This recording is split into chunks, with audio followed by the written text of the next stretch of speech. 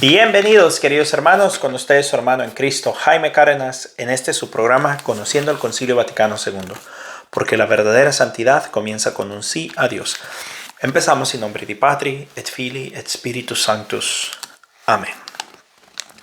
Pater noster, qui es in celis, sanctificetur nomen tuum, adveniat regnum tuum, fiat voluntas tua sicut in cielo et in terra. Panem nostrum quotidianum da nobis hodie, et dimitti nobis debita nostra, sicut et nos dimittivus debitoribus noster, et ne nos induscas in tentationem, se libera nos a malo. Amén.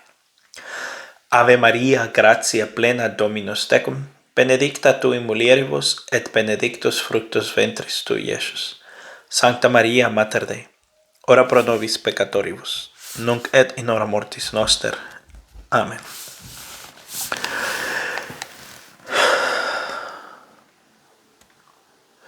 Señor, nos ponemos ante tu presencia y envía tu Espíritu Santo en nombre de Patri et Filii et Spiritus Sanctus. Amén. Pues bien, mis hermanos, vamos a continuar con decreto ad gentes del Concilio Vaticano II, capítulo 2, artículo 3. Perdón, déjeme verificar, me parece que es el artículo 2. Sí, artículo 3, sección 17. Formación de los catequistas. Digna de alabanza es también esa legión tan benemérita de las obras de las misiones entre los gentiles, es decir, los catequistas, hombres y mujeres, que llenos de espíritu apostólico prestan con grandes sacrificios una ayuda singular y enteramente necesaria para la propagación de la fe y de la Iglesia. En nuestros días, el oficio de los catequistas tiene una importancia extraordinaria, porque resultan escasos los clérigos para evangelizar tantas multitudes y para ejercer el misterio pastoral. Su educación, por consiguiente, debe efectuarse y acomodarse al progreso cultural de tal forma que pueda desarrollar lo mejor posible su cometido, agravado con nuevas y mayores obligaciones, como cooperadores eficaces del orden sacerdotal. Multiplíquense, pues, las escuelas diocesanas y regionales en que los futuros catequistas estudien la doctrina católica. Miren, esto es como básico para un catequista, sobre todo en su aspecto bíblico y litúrgico y el método catequético con la práctica pastoral, y se habitúen a las costumbres de los cristianos, procurando practicar sin cesar la piedad y la santidad de vida. Miren nomás la responsabilidad de los catequistas de que se deben de formar.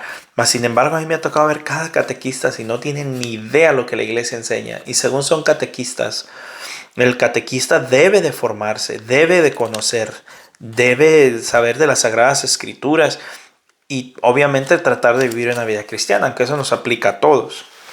Hay que tener además reuniones o cursos en tiempos determinados en los que los catequistas se renueven en la ciencia y en las artes convenientes para su ministerio y se nutra y rebustezca su vida espiritual. Además, hay que procurar a quienes se entregan por entero a esta obra a una condición de vida decente y la seguridad social por medio de una justa remuneración. Es de desear que se provee de un modo congruo a la formación y sustento de los catequistas con subsidios especiales de la Sagrada Congregación para la evangelización de los pueblos. Si pareciera necesario y oportuno, fúndese una obra para los catequistas. Además, la Iglesia reconocerá agradecidas la obra generosa de los catequistas auxiliares, de cuya ayuda necesitarán. Ellos presiden la oración y enseñan en sus comunidades. Hay que atender convenientemente a su formación doctrinal y espiritual. E incluso es de desear que donde parezca oportuno se confiera a los catequistas debidamente formados misión canónica en la celebración pública de la acción litúrgica, para que sirvan a la fe con más autoridad delante del pueblo. Miren nomás qué importante se refiere a los catequistas. Tienen un trabajo fundamental dentro de la iglesia. Promoción de la vida religiosa. Sección 18. Promuévase diligentemente desde el momento de la implantación de la iglesia la vida religiosa. Yo me pregunto, ¿nosotros promovemos diligentemente en nuestros hijos la vida religiosa? ¿Les damos esa opción? que no solamente proporciona la actividad misional ayudas preciosas y enteramente necesarias, sino que por unas más íntimas consagración a Dios, hecha en la iglesia, indica claramente también la naturaleza íntima de la vocación cristiana. Esfuércense los institutos religiosos que trabajan en la implantación de la iglesia, en exponer y comunicar, según el carácter a la idiosincrasia de cada pueblo, las riquezas místicas de que están totalmente llenos y que distinguen la tradición religiosa de la iglesia. Consideren atentamente el modo de aplicar a la vida religiosa cristiana las tradiciones ascéticas y contemplativas, cuyas semillas había Dios esparcido con frecuencia en las antiguas culturas ante la proclamación del Evangelio. En las iglesias jóvenes hay que cultivar diversas formas de vida religiosa que presenten los diversos aspectos de la misión de Cristo y de la iglesia y de la vida de la iglesia, y se entreguen a variadas obras pastorales y preparen convenientemente a sus miembros para cumplirlas. Con todo, procuren las conferencias episcopales que las congregaciones, que tienen los mismos fines apostólicos. No se multipliquen con detenimiento de la vida religiosa y el apostolado. Son dignos de especial mención los diversos esfuerzos realizados para establecer la vida contemplativa, por los que unos, reteniendo los elementos esenciales de la institución monástica, se esfuerzan en implantar la riquísima tradición de su orden, y otros vuelven a las formas más sencillas del antiguo monacato. Procuren todos, sin embargo, buscar su adaptación genuina a las condiciones locales. Conviene establecer por todas partes en las iglesias nuevas la vida contemplativa, porque pertenece a la plenitud de la presencia de la iglesia. Las iglesias particulares, incremento de las iglesias jóvenes, sección 19.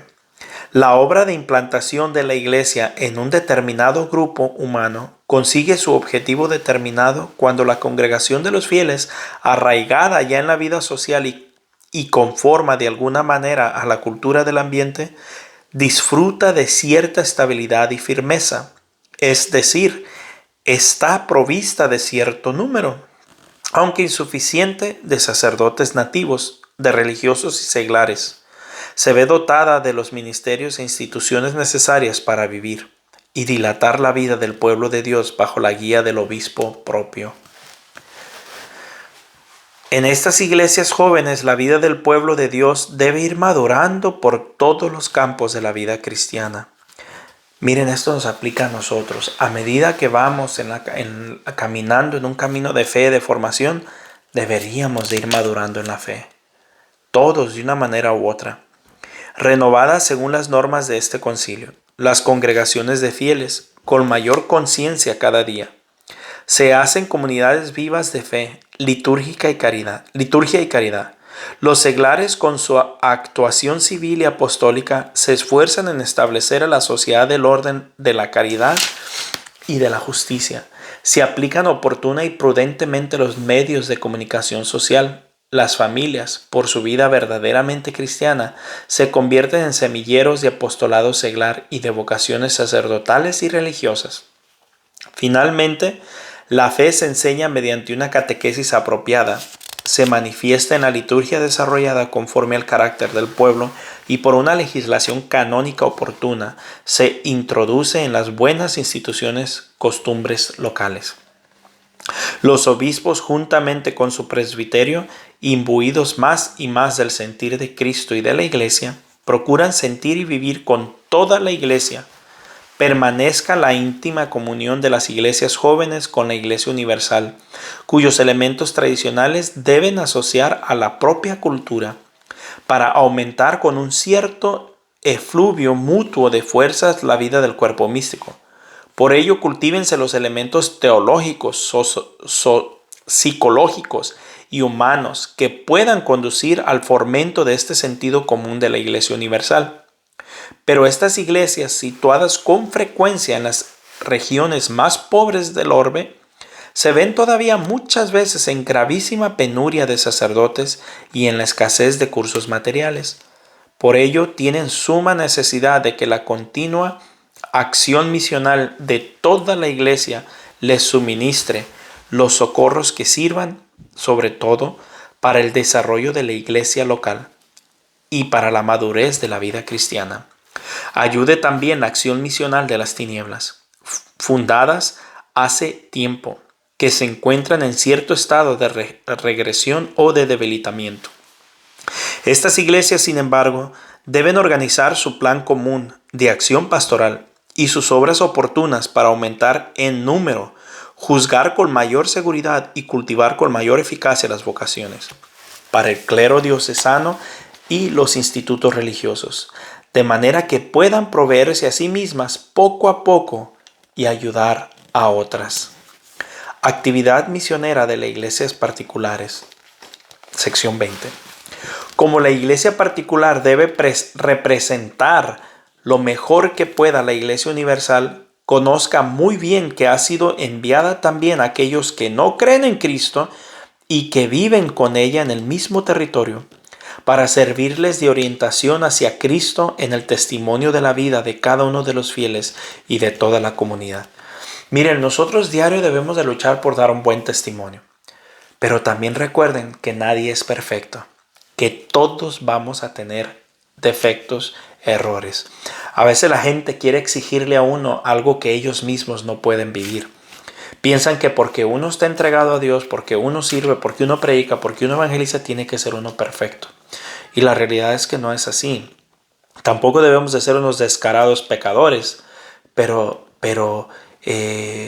no esperen una perfección que obviamente ustedes no la pueden vivir, yo no la puedo vivir. No pongan a nadie en un pedestal tampoco. La fe es solo en Cristo. Se requiere además el ministerio de la palabra para que llegue a todos el evangelio. El obispo en primer lugar debe ser el heraldo de la fe que lleve nuevos discípulos a Cristo. Para cumplir debidamente en su sublime ministerio debe conocer íntegramente las condiciones de su grey y las íntimas opiniones de sus conciudadanos acerca de Dios, advirtiendo también cuidadosamente los cambios que han introducido las urbanizaciones, las migraciones y el indiferentismo religioso. Emprendan fervorosamente los sacerdotes nativos la obra de la evangelización en las iglesias jóvenes, trabajando a una con los misioneros extranjeros, con los que forman un presbiterio aunado bajo la autoridad del obispo, no solo para apacentar a los fieles y celebrar el culto divino, sino también para predicar el evangelio a los infieles. Estén dispuestos y cuando se presente la ocasión, ofrézcanse con valentía a sus obispos para emprender la obra misionera de las regiones apartadas o abandonadas de la propia diócesis o en otras. Inflámense en el mismo celo los religiosos y religiosas e incluso los seglares para que con sus conciudadanos, sobre todo los más pobres, preocúpense las conferencias episcopales de que en tiempos determinados se establezcan cursos de renovación bíblica, teológica, espiritual y pastoral, para que el clero, entre las variaciones y cambios de las cosas, adquiera un conocimiento más complejo de la teología y de los métodos pastorales. Por lo demás, obsérvense reverentemente todo lo que ha establecido este concilio, sobre todo en el decreto del ministerio y de la vida de los presbíteros. Para llevar a cabo esta obra misional de la iglesia particular se requieren ministros idóneos, que hay que preparar a su tiempo de un modo conveniente a las condiciones de cada iglesia. O sea, siempre estamos invitados a prepararnos, formarnos, la Sagrada Escritura. Esto es básico para nosotros. Pero como los hombres tienden cada vez más a reunirse en grupos, es muy conveniente que en las conferencias episcopales se establezcan las normas comunes para entablar diálogo con estos grupos. Y si en algunas regiones se hallan grupos de hombres que se resisten a abrazar la fe católica porque no pueden acomodarse a la forma especial de que haya tomado ahí la iglesia, se desea que se atienda especialmente a aquella situación, hasta que puedan juntarse en una comunidad todos los cristianos. Miren, no dice que los respeten y cada quien viva como quiera. Tampoco dice que diluyan el evangelio. No, dice que si aquellas personas no pueden o no quieren, busquemos medios para que libremente quieran. O sea, que sigamos evangelizando, pero no hacer lo que a veces están haciendo ahora muchos cleros. Lo suavizan para que no se ofendan y no se vayan. No, así no es el evangelio. Cada obispo llama a su diócesis a los misioneros que la sede apostólica pueda tener preparados para este fin, o recíbalos de buen grado y promueve eficazmente sus empresas, para que este celo misional florezca entre los nativos del país, y es muy conveniente que las iglesias jóvenes participen cuanto antes activamente en la misión universal de la iglesia, enviando también ellas misioneros que anuncie el evangelio por toda la tierra, aunque sufran escasez de clero, porque la comunión con la iglesia universal se completará de alguna forma, cuando también ellas participen activamente del esfuerzo misional para con otros pueblos. Pues bien, mis hermanos, con esto terminamos el día de hoy. Un fuerte abrazo, la paz del Señor y primero Dios, continuaremos mañana.